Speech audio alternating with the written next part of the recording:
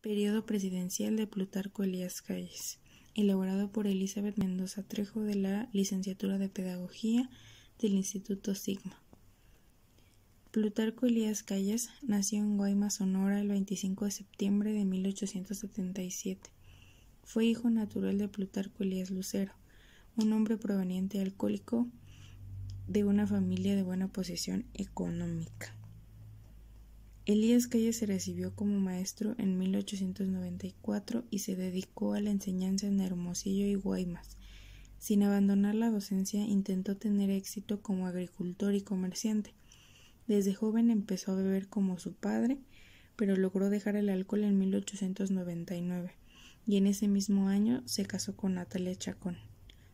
Hacia 1903 comenzó a cultivar las tierras de su padre, el rancho de Santa Rosa, pero de esas labores 3 años después las dejó. Entonces se trasladó a Agua Prieta, donde el gobernador maderista José María Maytorena lo nombró comisario y se encargó de la aduana.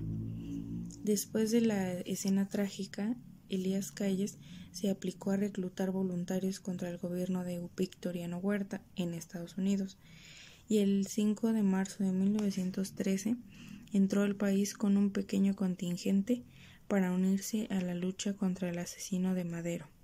Calles, designado a jefe de armas de Nogales, quedó bajo las órdenes de Álvaro Obregón, jefe del ejército constitucionalista en Sonora. Para diciembre de 1913, Calles ya era coronel y comandante militar de Hermosillo. Tras la victoria de los constitucionalistas, bajo el régimen de Huerta, sobrevino la ruptura entre los revolucionarios, que lo habían obligado y combatido. En Sonora, el gobernador Maytorena apoyó a Villa y se opuso a Venustiano Carranza, con lo que se ganó también la enemistad de Calles y Obregón. En octubre de 1914, las tropas maytorenistas y villistas pusieron en sitio a la ciudad de Naco, defendida por Plutarco Elías Calles. Después de 3 meses de resistencia, Calles obtuvo la victoria y el grado de general brigadier. Cuando Calles derrotó definitivamente a Maytorena, Carranza le extendió el nombramiento de gobernador y comandante militar en Sonora el 4 de agosto de 1905. En ese puesto, Calles promulgó leyes moralizadoras como la prohibición de bebidas alcohólicas, logró avances en la aplicación de la justicia y expidió medidas para reactivar la economía, como si quisiera prevenir el abandono que él mismo había sufrido. Expulsó al clero del Estado en un acto que presagiaba el mayor conflicto armado de su vida, la Guerra Costera. En la rebelión de Agua Prieta, en 1920, Calles apoya a Obregón contra Carranza. Asesinado en mayo, los sonorenses se convirtieron en las 2 máximas figuras de la revolución. Tenían temperamentos opuestos, pero se complementaban.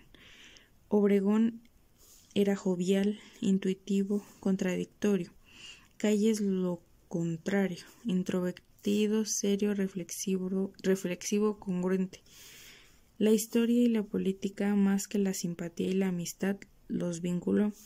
Tras la rebelión huertista del 4 de diciembre de 1924, Calles tomó posesión como presidente en su periodo que abarcó de 1924 a 1928. Trata de repetir lo que había experimentado en Sonora como gobernador. Quiso modernizar al país y reconstruir sus instituciones. El régimen de Calles racionalizó los presupuestos y mantuvo las inversiones productivas y sociales. Se impulsaron los transportes, terminando el ferrocarril Sur-Pacífico que unía Nogales con Guadalajara. Se inauguró también la carretera México-Puebla, la de Pachuca y después la de Acapulco. Se elaboraron leyes y campañas de salud pública. Se exaltó el deporte y, como en Sonora, se declaró la guerra al alcoholismo. Desde el principio de su mandato, Calles no conoció la paz con el clero. En 1926, ante el cierre de escuelas religiosas, y de expulsión de sacerdotes extranjeros, la Iglesia decidió suspender el culto público. Los obispos no llamaron a la rebelión. La rebelión estalló sin su consentimiento. En el occidente de México, una parte del pueblo se levantó para defender su religión. Por 3 años los cristeros practicaron una guerra de guerrillas, similar al zapatismo, con una gran caída en la producción agrícola, 2.000 emigrados y 70.000 muertes. Se trató de los conflictos armados más sangrientos y dolorosos de la historia de México. Calles, el reformador norteño, no entendía ni justificaba lo que llamaba fanatismo del Viejo México. Al momento de la rebelión cristera se asomaba un problema más en el horizonte. La sucesión presidencial en 1926 sonaba a la vuelta de Obregón. Aunque el lema revolucionario por el que habían peleado era lo opuesto a la reelección, aunque Álvaro Obregón resultó electo, fue asesinado antes de tomar posesión del cargo. En su último informe, después del asesinato, Calles condenó al reeleccionismo y favoreció la elección de Emilio Portes Gil como presidente interino. Enseguida, el jefe máximo de la revolución, como se empezó a llamar Plutarco Elías Calles, lanzó su gran proyecto político, la creación del Partido Nacional Revolucionario, antecesor del PRI. En sus primeras elecciones presidenciales, el nuevo partido lanzó como candidato a Pascual Ortiz Rubio y aplicó por primera vez su tecnología de fraude electoral contra José Vasconcelos, candidato opositor. Al final, en noviembre de 1929, se declaró ganador a Ortiz Rubio en unas elecciones que había perdido. A los presidentes Ortiz Rubio, Portes Gil y su sucesor Abelardo Rodríguez se les consideró títeres de Calles.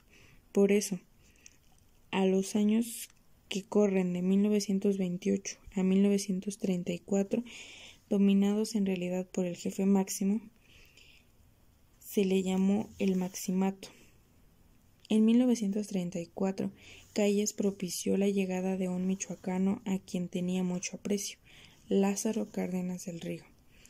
Se creía que se trataba de una etapa más del Maximato, pero Cárdenas logró limitar el poder del sonorense y terminó expulsándolo del país. En 1936, Calles vivió exiliado en San Diego, California, 5 años, hasta que en 1941 el presidente Manuel Ávila Camacho lo invitó a regresar a México en un momento que demandaba unidad nacional. Por la Segunda Guerra Mundial, Calles se retiró de la vida pública. En privado practicaba religiosamente el espiritismo y 2 semanas antes de fallecer en 1945 afirmó creer en un ser supremo. Como gobernador y presidente quiso derrotar la fe e instruir a la razón. Al final, en la hora más oscura, intentó dialogar e interrogar a los muertos. Y esto sería todo por mi parte. Espero que haya quedado un poquito claro y que les haya gustado mucho.